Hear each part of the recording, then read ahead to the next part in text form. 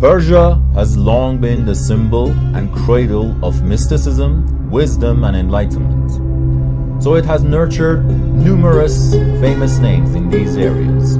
One of these well-known people is His Excellency Maulana Jalaluddin Muhammad Balkhi, also known as Rumi or Maulavi.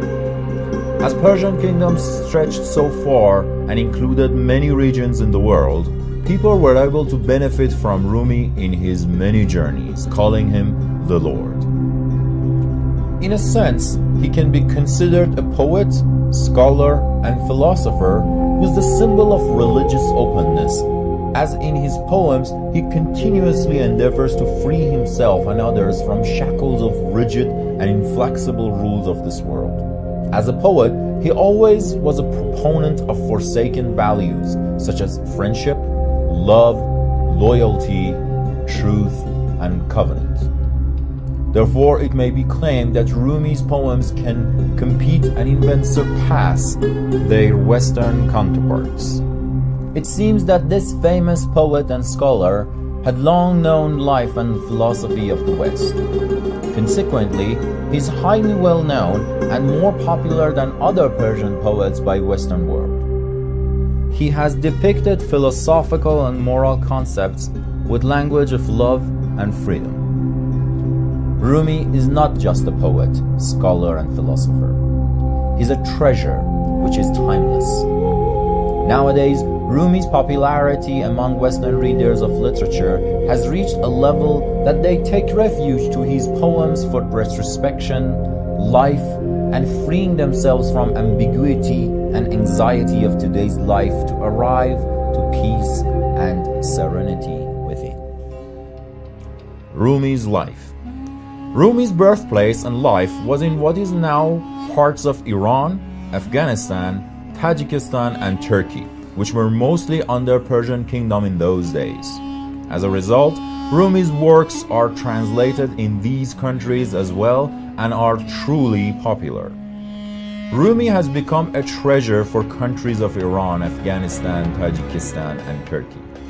His influence, thoughts, and culture are clearly observed in these regions. His distinctive vision of the world is laid on the foundation of the idea that all things are manifestation of pure and eternal love, no matter what shape, race, or religion they have. In Turkey, Rumi is considered beyond a poet, and many praise him as a lord. Sultan Walad, his eldest son, and Uluwa Arif Chalbi, his grandson, each founded a separate school of thought from Rumi and called them Maulaviya Tariqa. His father was Muhammad ibn Hussein Khatibi, whom was mainly called Bahauddin or Sultan al-Ulama for his exceptional knowledge and character. Bahauddin left Balkh in his youth, and on his pilgrimage to Mecca for Hajj, in the city of Nishapur, met Sheikh Attar. Jalaluddin Rumi was a child back then and received admiration and a version of Asrarname from Attar Nishapuri. Rumi kept this book by his side all the time.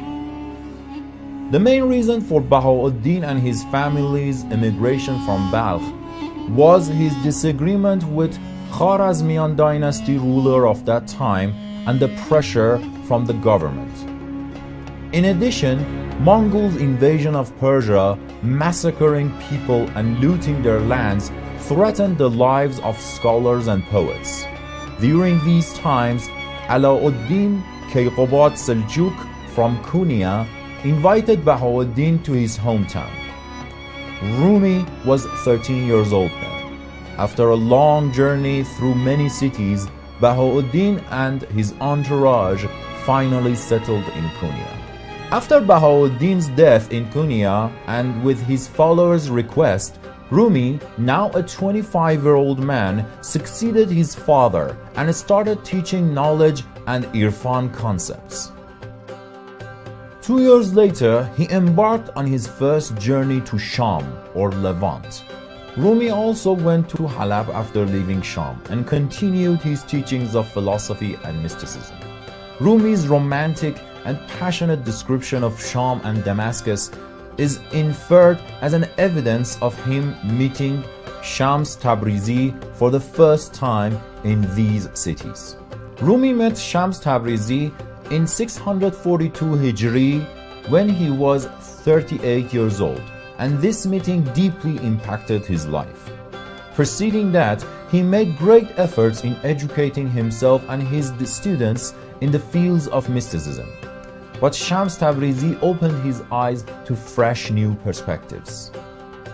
There are many stories of Rumi's first meeting with Shams, but what is consistent in all of them is influence of Shams Tabrizi's words on Rumi's soul. Rumi had spent all his life studying before meeting Shams. Shams got Rumi to have revelations, and in his own words, he learned that everything there is within me.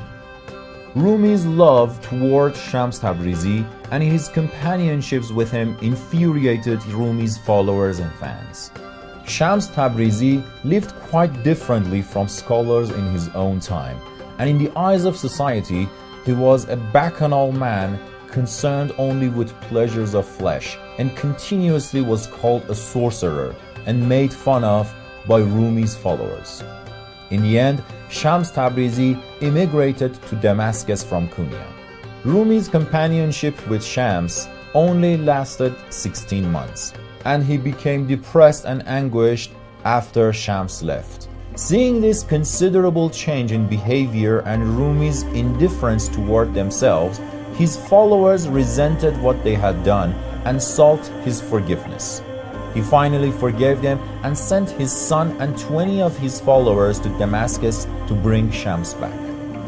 Shams, who had spent 15 months in Damascus, accepted Rumi's invitation and returned to Konya.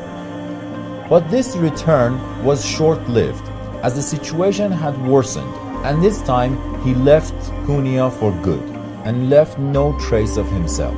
Between 645 to 647 Hijri, Rumi traveled to Damascus 4 times and stayed there for months in search of Shams, but found no clues of Shams' whereabouts. He finally returned to Konya and stayed there until his death. Masnavi and Ma'navi, or spiritual couplets, and Divan Shams Tabrizi are 2 masterpieces by Rumi which became poems after his separation from Shams, and comparing these works with the one written before their encounter, called Majalis Sabaya, clearly demonstrates the impact Shams had on him. In our literature, Rumi and Shams' story have been the foundation for creation of exemplary works for long times. Rumi passed away because of high fever and sickness at the age of 66. His family and descendants were by his bed during his last moments of life. And after his death, people of Konya, from Muslims to Christians and Jews, mourned his passing away for 40 days. Rumi excelled in Islamic learnings and knowledge as well. He is also unique in his expressions of ideas which are quite close to Western existentialism. Rumi is not just a poet, he's a treasure which is timeless.